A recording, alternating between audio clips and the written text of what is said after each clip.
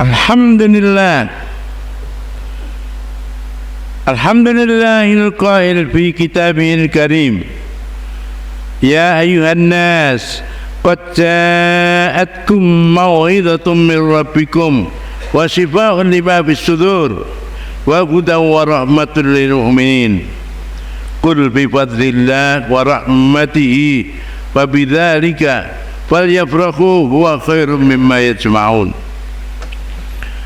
Asyhadu an la ilaha illallah wahdahu la syarika lah wa asyhadu anna Muhammadan abduhu wa rasuluh.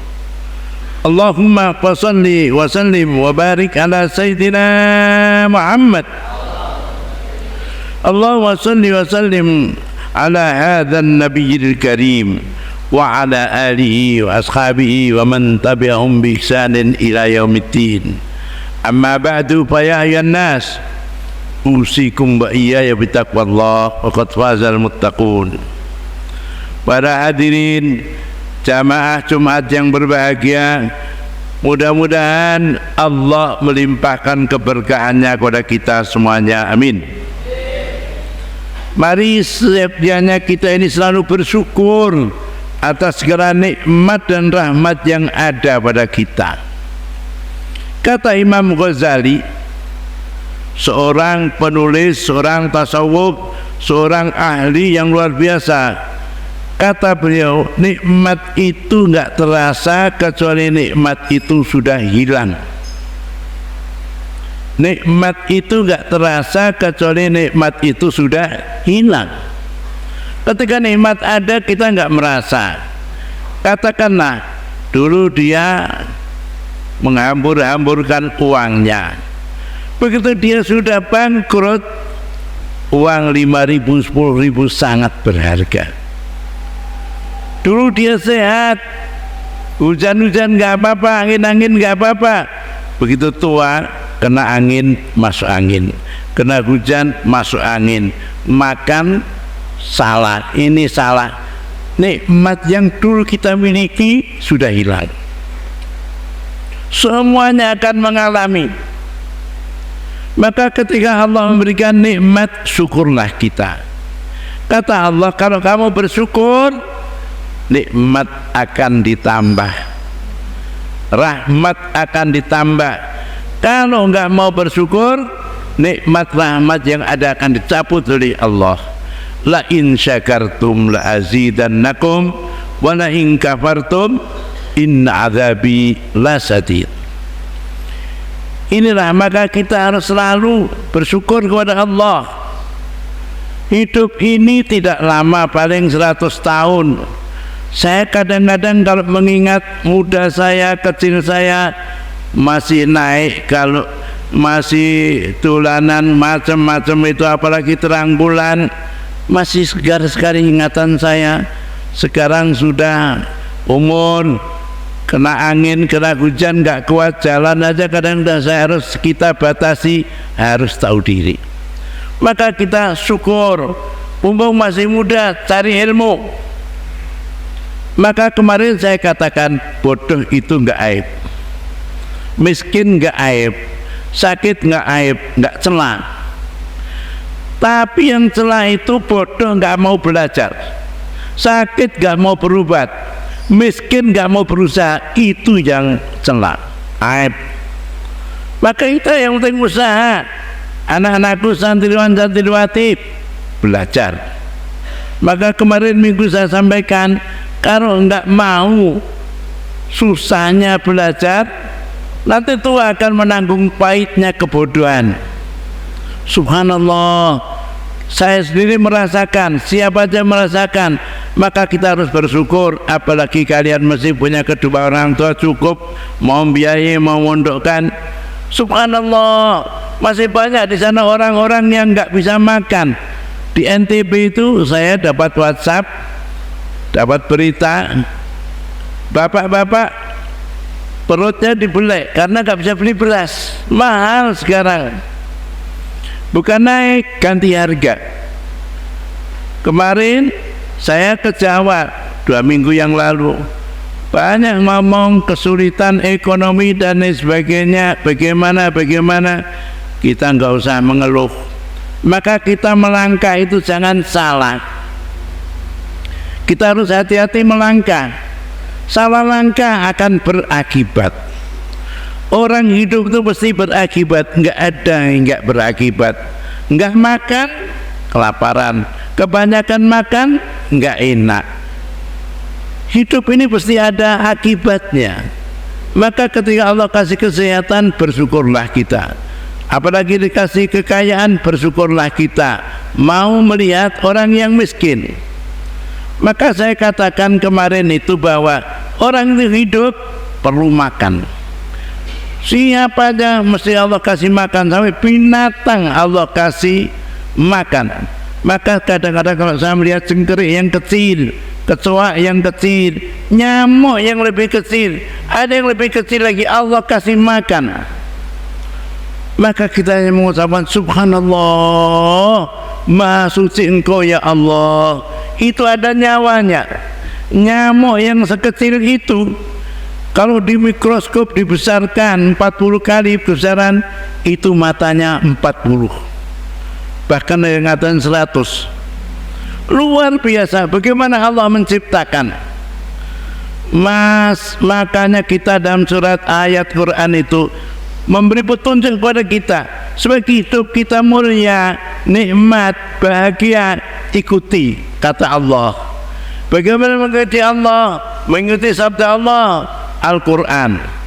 Kalau dulu sebelum Nabi Muhammad, kitab Taurat, Injil, Zabur, semuanya tuntunan hidup.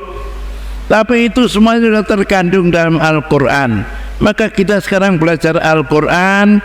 Ada Al-Quran, alhamdulillah. Dulu zaman Rasulullah Quran belum gini, gak ada zaman Rasulullah gini. Maka kalau orang mengatakan sesuatu yang gak ada zaman Rasulullah, bid'ah, dolalah, sesat, neraka. Quran zaman Rasulullah belum ada kayak gini. Saudara nggak usah macam-macam. Bid'ah itu kata Imam Syafi'i dibagi dua. Bid'ah yang hasanah, yang baik, bid'ah sayyi'ah. Bid'ah hasanah itu apa yang baik itu? Ya kita ngaji, ini tidak apa-apa. Kita mengadakan maulid, tidak apa-apa. Kita mengadakan tahlilan, zaman Rasulullah memang tidak ada. Tapi itu barang baik, itu bagus. Maka jangan kita ini disudutkan oleh orang-orang ekstrim, menganggap yang lain salah, yang benar saya sendiri. Kita enggak demikian lupa. Ayat Quran surat Yunus ayat 57, wahai manusia, telah datang kepada kamu nasihat dari Tuhanmu. Kalau nasihat dari Tuhanmu mesti benarnya. Kalau nasihat dari orang belum tentu, apalagi backgroundnya yang macam-macam, ada udang di balik batu. Dari Allah ini. Kalau kitab-kitab yang dulu, ya udahlah, sudah tercangkum dalam Al-Quran. Ikuti Al-Quran yang indah. Maka kadang-kadang ada riwayat orang kalau anak mau menghafal Al-Quran, nanti orang tuanya di surga akan dikasih tajul, satu mahkota. Ini Pak, ini Ibu, dikasih mahkota.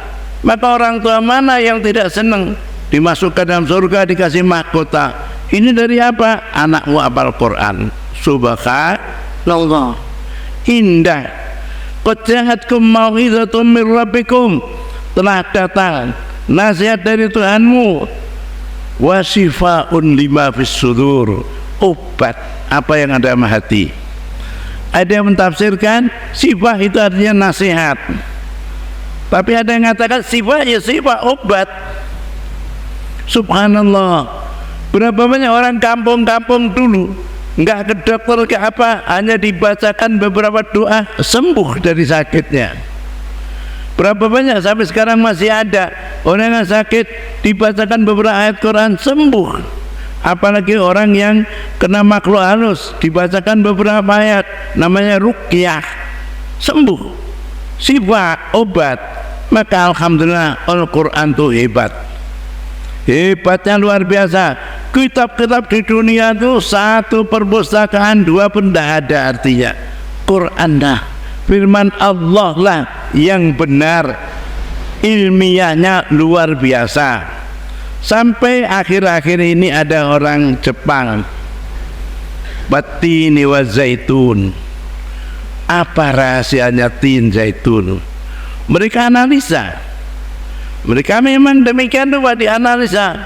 Oh, makan buah tin zaitun itu akan memberi pengaruh kepada fisik manusia. Fisik. Padahal kita ini hidup tidak fisik saja. Ada yang namanya spiritual, rohani, jiwa. Maka yang hidup ini jangan fisik saja, jangan ilmu saja, akhlak. Orang ilmu saja kan sekarang banyak yang S3, tapi banyak yang korupsi. Yang lainnya mati, nggak pikir, nggak urusan saya. Subhanallah, ini otaknya sarjana, tapi hatinya dia nggak sarjana, nggak ada akhlaknya. Padahal Islam itu termasuk akhlak. Akhlak itu sangat penting. Maka saya tekankan dengan anak-anakku, di pondok ini tidak ilmu saja, akhlak. Ditanamkan akhlak atau istilah saya etiket. Etiket itu penting, bagaimana menghadapi satu dengan yang lain. Akhlak etiket di dunia ini beda-beda. Di Indonesia saja, Jawa Timur, Jawa Tengah, Jawa Barat, itu beda-beda. Kemarin sudah saya sampaikan panjang lebar. Apalagi di Eropa, Arab, cara makan dari beda. Kita ini di mana berada kita terapkan. Maka ada pepatah, di mana kau berada junjung langit, langit junjung. Di kandang kambing ngembek, di kandang sapi nguang. Itu pepatah yang itu ada benarnya, ada tidak sama. Wadat kebiasaan Eropa dibawa ke Indonesia atau sebenarnya dibawa ke sana nggak sama. Saya pernah lihat sendiri Eropa berbeda sama kita. Maka ini Quran nasihat, mau'idhatum min rabbikum wa shifaa lima fis sudur, dalam hati. Diterangkan dalam hati, karena di hati ini manusia ini sakit, senang, sehat dari hatinya, bukan dari otaknya, bukan dari bukan dari fisiknya. Hati itu senang itu di hatinya. Maka kata Al-Quran, ala bi dzikrillah tatmainnul qulub. Ketahuilah, dengan zikir kepada Allah hati akan tenang. Yang tenang itu hati. Maka kalau zikir ya dengan hati.